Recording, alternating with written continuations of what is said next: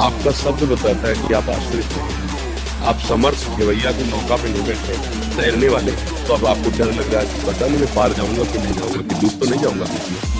गुरुदेव आपकी बात पे विश्वास है, पर खुद पे लगता है कि गलती ना हो जाए कभी। ये माया मुझे कैसे परास्त कर देगी? मेरे साथ गुरुदेव है, नाम है। इतना हिम्मत रखो। अब गिर गए तो पकड़ने वाले भी तो है, उठाने वाले भी तो है। भगवान के वचन पर विश्वास करो सदा चिन पे रखवारी, जीवी बालक राखे महतारी। उस ईश्वर परमात्मा का इतना अपनापन, इतना प्यार कि प्यारा शरीर काट दिया गया लेकिन धर्म नहीं छोड़ा। दीवाल पे चुना दिए गए लेकिन धर्म नहीं छोड़ा। बड़े बड़े प्रताड़ना शरीर की कष्टपूर्ण सही धर्म नहीं। तो हम कैसे कह सकते हैं? हम भी तो उन्हीं के बच्चे हैं, हम भी तो उन्हीं की शरण में हैं। कार्तिक त्रिपाठी जी, नीदरलैंड। राधा वल्लभ जी। राधा वल्लभ श्री रविश महाराज जी।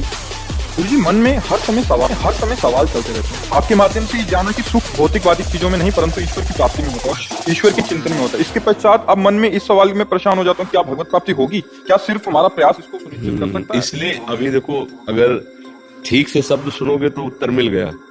पहले शब्द कहा कि गुरु के चरणों का आश्रय ले लो। आपका शब्द बताता है कि आप आश्रित नहीं हैं। अगर आश्रित होते तो क्या भगवत प्राप्ति होगी? ये प्रश्न नहीं उठ सकता।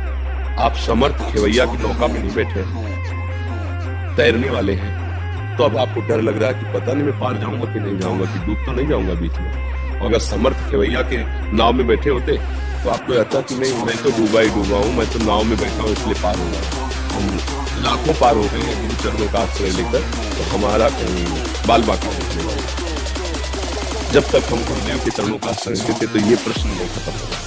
मतलब गुरुदेव के चरणों का आश्रय लेने से तो भरोसा जागृत होता है कि मेरे में अगर त्रुटि है भी तो मेरे गुरुदेव ने हाथ पकड़ा है मुझे पार करने में। सच्ची बात समझो, गुरु आश्रित कभी ऐसा प्रश्न नहीं हो सकता पता नहीं मेरा कल्याण होगा कि नहीं।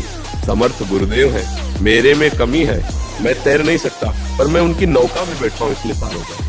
बस हाँ, अपार संसार समुद्र मध्य, ये बड़ा अपार संसार समुद्र है, इस पे कैसे पार जाऊं? समझतो में शरणम की मस्ती, किसकी शरण जाऊं, कैसे पार हूं? तो गुरु कृपालु कृपया वंदित श्री विश्वेश्वर पादाम्बुज दीर्घ नौका। गुरुदेव ने कृपा करके बताया कि भगवान जो विश्वेश्वर है, इनके चरणों का आश्रय ले लो, दीर्घ नौका इस संसार समुद्र से पार कर दो। मामे भी प्रपद्यन्ते माया में थे। अब हम कैसे चले? अब गुरुदेव का आश्रय, वो जो कह रहे हैं उनकी बात पर विश्वास करो, वैसे चल दो। तो चलने से क्या होगा? ये प्रश्न खत्म हो जाएगा आपका। जैसे गुरुदेव आपकी बात पे विश्वास है, पर खुद पे लगता है कि गलती ना हो जाए कभी। खुद तैरने के लिए तैयार हो क्या? नौका पे बैठे हो। नौका में बैठने का मतलब होता है, नौका किसे कहते हैं? नानक साहब जी ने कहा, नानक नाम जहाज है, चढ़े से उतरे पार। अब अगर हम नौका में बैठे मतलब नाम जप कर रहे हैं तो मुझे विश्वास कर मेरा पार हो गया। अच्छा, मेरे से गलती हो जाएगी तो जैसे छोटा बच्चा है ना, वो इधर उधर की चीजें देखता है तो पहले माँ की तरफ देखता है, ऐसे जब माँ ऐसे कह देती तो नेत्र हटा लेता है। ऐसे ही हम प्रभु और गुरुदेव की तरफ देखते हैं। हमारे मन में गंदी बातें उठती हैं, यार मेरे गुरुदेव देख रहे हैं, मेरे प्रभु देख रहे हैं, अगर मैं गंदी बात करूंगा तो मुझे डांट लगेगी, मेरा भजन रुक जाएगा। भजन में जब प्रीति होगी तो गंदी बातें सब छूट जाएंगी। डरो मत। ये डरने का देखो, अगर पहले सोच ले मैं युद्ध करूंगा, पता नहीं कहीं घाव हो जाए तो, हार गया तो, ऐसे नहीं। वीर योद्धा परिणाम में वो पहले युद्ध देखें, जो होगा तो होगा, पहले मैं युद्ध करूंगा। वीर योद्धा ऐसे सोचता है। ऐसे ही हमको सोचना है कि मैं गुरु के सहारे हूँ, गुरु मेहरबान तो चेला पहलवान, ये माया मुझे कैसे परास्त कर देगी? मेरे साथ गुरुदेव है, नाम है। इतना हिम्मत रखो। अब गिर गए तो पकड़ने वाले भी तो है, उठाने वाले भी तो है। भगवान के वचन पर विश्वास करो सदा तिनके रखवारी, जीवी बालक राखे महतारी। जैसे माँ अपने बच्चे की रक्षा करती है, ऐसे सदगुरु और भगवान अपने जनों की रक्षा करते हैं। ऐसा ना हो तो फिर जैसे सब नौजवान चल रहे तो सब डूब ही जाए, नहीं डूब जाए। हाँ, भूल से भी कोई गलती का कोई सवाल ही नहीं। इनके मन में गलती उठेगी तो इष्ट और गुरुदेव चढ़े बैठे इनके ऊपर, मन को दबा करके चलाया जाता है।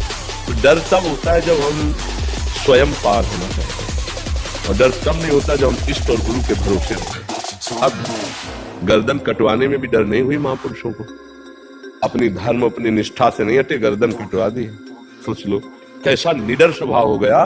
भगवान का भरोसा, उस ईश्वर परमात्मा का इतना अपनापन, इतना प्यार कि प्यारा शरीर काट दिया गया लेकिन धर्म नहीं छोड़ा। दीवाल पे चुना दिए गए लेकिन धर्म नहीं छोड़ा। बड़े बड़े प्रताड़ना शरीर की कष्टपूर्ण सही धर्म ने तो फिर हम कैसे कह सकते हैं? हम भी तो उन्हीं के बच्चे हैं, हम भी तो उन्हीं की शरण में हैं, हम भी तो उसी परमात्मा का आश्रय लिए। तो कहीं ना कहीं आश्रय में कमजोरी, तब ऐसा बोल रहे हैं आप क्यों?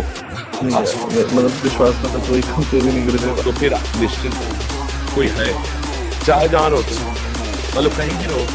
भगवान ने जब वामन रूप विस्तार किया तो एक में पूरा ऊपर का हिसाब किताब नाप लिया था और एक में नीचे का सब नाप लिया था, 7 लोग नीचे के, और कहा तीसरा पग दे महाराज बलि से। तो सोचो आप कहीं भी हो, हॉलैंड, इंग्लैंड, अमेरिका, भगवान से दूर हो क्या?